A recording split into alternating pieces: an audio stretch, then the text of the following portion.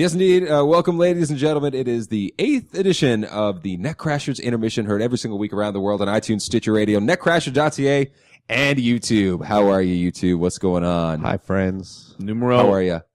Numero ocho. Ocho Cinco. Ocho YouTube. Yes, indeed. Thanks for joining us. And it is the intermission. And, of course, we're going to have all the intermission-ly stuff. We've got 2-Minute Minor. And as well, we've got a fantastic Chirp of the Week, perhaps my favorite Chirp of the Week, because it comes with a personal touch. It's a great Chirp of the Week this week coming in from one of our listeners. And we are very excited to be back, of course, last week. We were off last week, bit of a hiatus, but we are back on your video screens, in your ears, wherever you are ingesting it. Through whichever orifice, we do appreciate it. Are your eyes orifices? I don't know. I like to listen to podcasts through my belly button. You can absorb all kinds of stuff through your eyes. You know, you get a bit of dirt in your eye. You get eyelash. Yeah, absolutely. Pink eye. Pink eye. Poop particles. Poop particles. Or a podcast, apparently. So. Yeah, they're one of the same. Netcrashers Hockey Podcast, right out there with eyelashes and poop particles. That's our new tagline. No longer an SJS Industries production. Netcrashers, like getting poop in your eye. Yeah. No. Oh, God. This isn't Apple. No. we come up with our own slogans. Right? Yeah. So yeah, let's get into our 2-Minute Minor this week. And our 2-Minute Minor came in from one of our international listeners, Yippa. Yippa tunes in from Denmark every single week. And what's up, Yippa? Thanks so much for tuning in, and thanks so much for sending in this 2-Minute Minor. It's a kind of a specific 2-Minute Minor. I get the feeling that Yeppa is a Pittsburgh Penguins fan because he asked us about the Pittsburgh Penguins. And you may know that, of course, Pascal Dupuis is out for long-term IR with some pretty serious issues, a blood clot. Mm-hmm. And right now, the wings for the Pittsburgh Penguins, I mean, penguins are flightless birds. But this is getting ridiculous with the Pittsburgh Penguins right now in their wings because they are heavily depleted. We've got Patrick Hornquist right now who is out. Chris Kunitz right now is injured. And, things There's are... your top line gone. Yeah, essentially. So, and of course they no longer have James Neal to rely on because he's gone to Nashville. And basically Yeppa wanted to know if the Penguins were to go after somebody, who do we think would be a good fit? And this, obviously, I don't know, Phil Kessel, Jakub Voracek, one of these crazy players to make, that's a fantasy scenario. We're actually taking a more realistic approach and looking at guys that probably would be available for a trade at this point. Yes, absolutely. I think we've got 3 players that would certainly be definitely available for a trade. If the price is right. And we know Ray Shero. He's Jim Rutherford. Yeah, sorry. Jim Rutherford. Force of habit. Yeah, it's just, yeah. But capable of making deals. It's not like a Craig McTavish situation. No. Where you talk about the deal, but it never happens. This is a guy who can put his money where his mouth is. You call a press conference for no reason to talk to the media about how much your team sucks. Like, who calls a press conference just to say they're sorry? Yeah. That they suck so bad. That's how bad it is in Edmonton right now. It's like in South Park when they had the BP oil spill, and their whole commercial was just them saying, "We're sorry. We're sorry. We're so sorry." Oh, God. That's BP oil spill. The Edmonton Oilers. And oil, of course, it all comes full circle. But yeah, so we're going to be talking about who the Pittsburgh Penguins could potentially pick up in a trade for one of their wing positions in this week's 2-Minute Minor sent in by Yeppa from Denmark. So we're going to get that underway. I'll lead it off this week if you guys don't mind. You go right ahead. And then around the horn. Yes, indeed. Alrighty, here we go. Clockwise or counterclockwise? Which way are we going? Clockwise. Clockwise. Clockwise. I'm next. No, I'm not. No, that would be counterclockwise. I'm clockwise on Greeter YouTube. Don't know how clocks work. All right. I just check it on my phone. All right. 2-Minute Minor. Pittsburgh Penguins, wingers. Time starts. 3, 2, 1. Here we go. The Pittsburgh Penguins, they have a severe deficiency in wingers right now due to injury, and the Edmonton Oilers, they are looking for some sort of move to shake up the team, and I think the opportunity is there for a deal to be struck between these teams. Nail Yakupov, to me, will be the easiest player for the Oilers to move out. That would send a message without upsetting the equilibrium of the team too much. He's one of their young top draft picks, but he doesn't have too much responsibility on the team, so he can be replaced in the lineup relatively easy compared to Taylor Hall, Jordan Eberle, Ryan Nugent-Hopkins. And I'm sure Craig McTavish is going to be looking to be fairly compensated for Yakupov, a former first overall pick, so I think the Pens could afford to offer up a player like defensive prospect Derek Pouliot. Pouliot was selected ahead of Olli Määttä in the 2012 draft at 8th overall. but he's yet to play in the NHL, and maybe through throw in a decent quality draft pick as well, and that seems like a pretty good deal to me. Yakupov to me is a good fit for the Pens. He can slot into any of the team's lines with relative ease on the wing. It's important when these injured players come back, I think. The modern era Pittsburgh Penguins have always had ongoing injury concerns, but this year has been especially brutal. The Penguins may wish to stabilize the forward situation, and I believe Curtis Glencross is the man for the job. He's a pending UFA and a rental player at this point, making a modest $2.55 million per season, but he's having a great year with the Flames, which may have raised the attention of GM Jim Rutherford. Glencross can provide solid two-way play, and there is always the possibility that his offensive side is unleashed, as we've seen happen so often for forwards in Pittsburgh. It is only speculation at this point, but a tweet from Elliot Friedman hinted that a potential move of one of the UFAs in the Florida Panthers may be on the rise. All signs are pointing to Brad Boyes. Here's the deal with Brad Boyes. It isn't anybody's number one option of a top six winger. What you get, what you pay for with Boyes, and it won't come at a high price. $2.6 million. He plays against the top guys in the Florida Panthers organization right now. 2.6, very affordable for the Pittsburgh Penguins. Hopefully, we'll see him on the team. Blowing it up. Brad Boyes, formerly a pretty potent offensive player, former 30 goal scorer in his day. And I think a guy that, we saw with Patrick Hornquist. Patrick Hornquist was no slouch before coming in and joining the Pittsburgh Penguins team. But he wasn't a point-per-game kind of guy. Exactly. He wasn't over a point-per-game player, certainly, and he's become that for the Pittsburgh Penguins. He's been great so far this season. It's a shame that he is injured right now. And a guy like Brad Boyes, and you hate to say it because you hate to undercut a player's value, but you almost put anybody with Crosby, and it's going to be money. And that was kind of one of the points that Yeppa made in sending in his 2-minute minor. He said, look at Patrick Hornquist. Patrick Hornquist, not an ideal guy when you're looking for offensive production, but then you put him with Crosby, and all of a sudden he is money. All you're looking for is just something to gel, something to conduct with Sidney Crosby. And that's the thing, how much are you willing to pay to see what you can do? Electrical reference. I like that. And that's the reason why I picked Curtis Glencross, because he's not an offensive weapon. I believe his career high in points was 48. He hasn't. That was back in like 07, 06 with the Calgary Flames. But you know what? That's good production out of a Calgary team that really, outside of Jerome McGinley during those years, there was hardly a forward who could break 50 points. He was right there on the cusp of that. Glencross has been a decent player under the radar for the Flames for the past number of seasons, 3 or 4 years now. Yeah, there must be a reason why they're holding on to him. He must be very capable in the defensive zone. Yeah, he's a solid two-way player, and I think it seems like anytime you want to have a player perform better than they're capable of playing, you just stick them on a line with Sidney Crosby. And we know, Sidney Crosby is notorious for being kind of finicky in the way he can gel, in the way he can develop into a good line mate, a good combination with a line mate.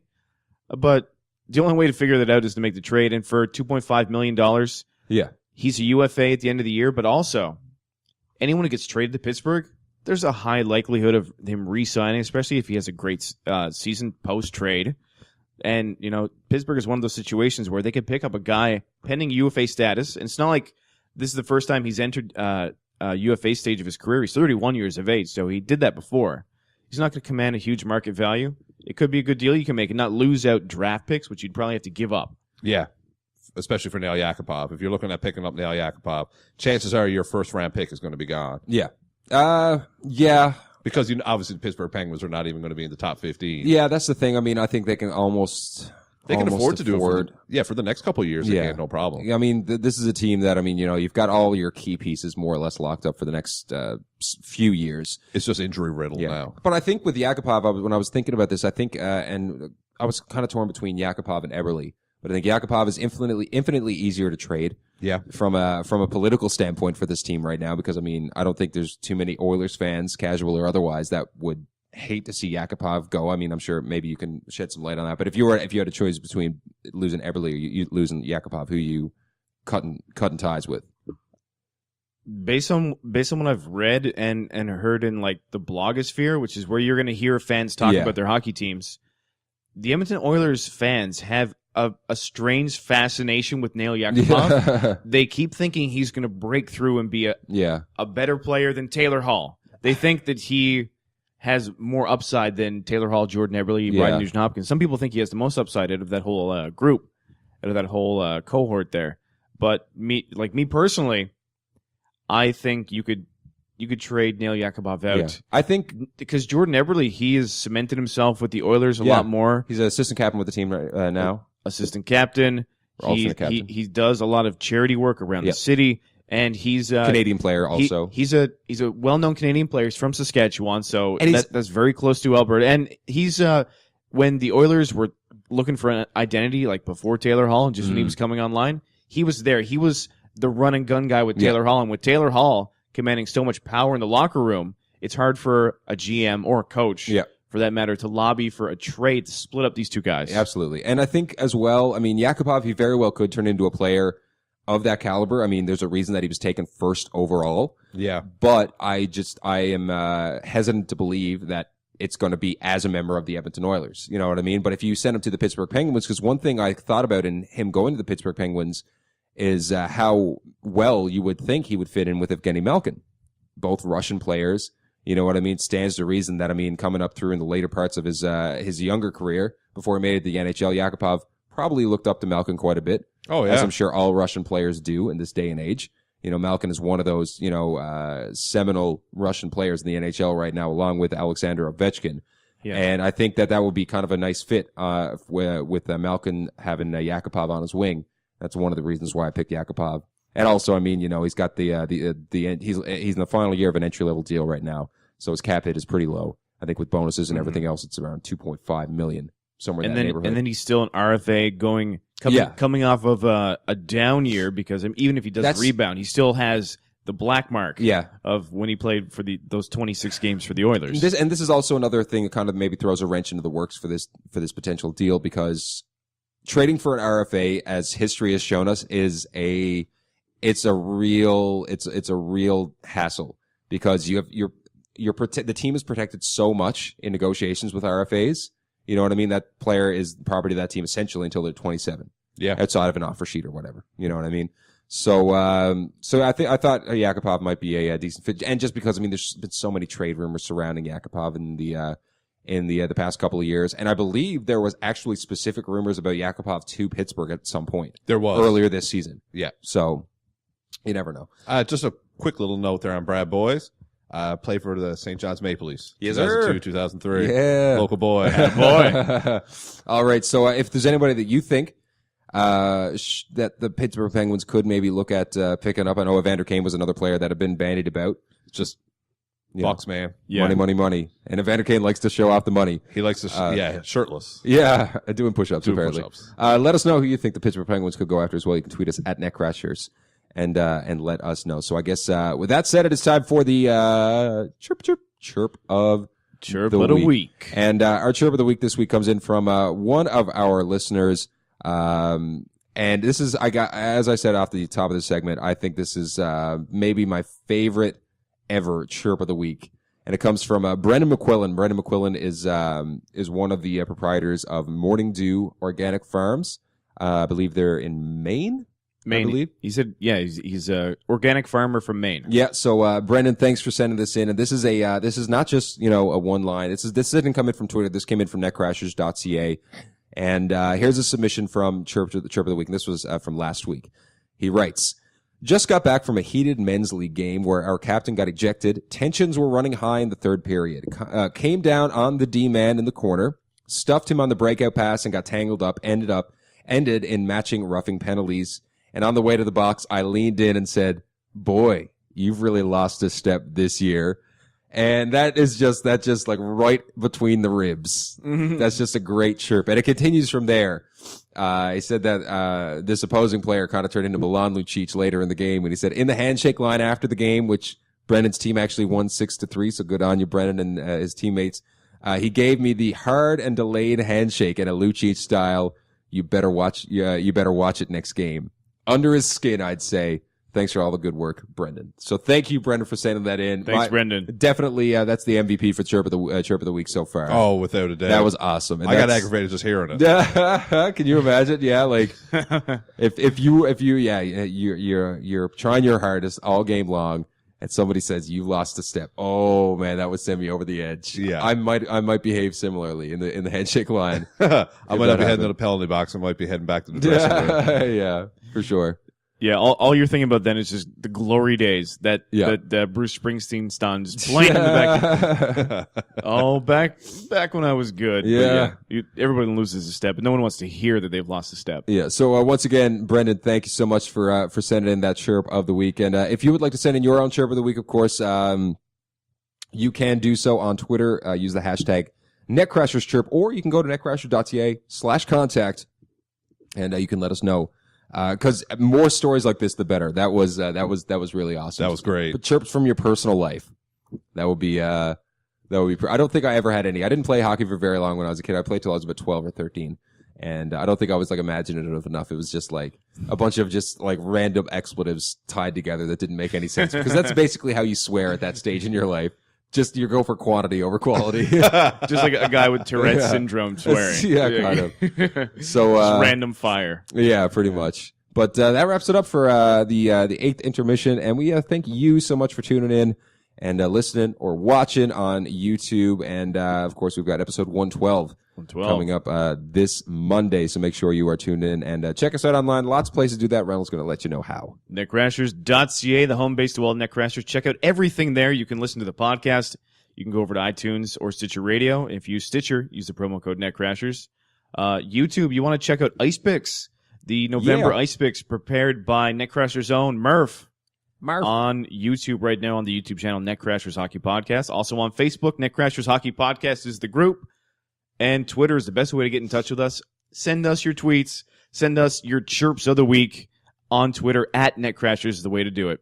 And I'm at Jeremy_Reynolds. The boys, they are on Twitter. Yeah. Tell them how to get in touch. I am at Stephen Leth, STPHENLETH, hashtag fail cash all. I am at NL Greener. Thank you guys so much for listening, viewing, however you're doing it. We love each and every one of you. And Lisa.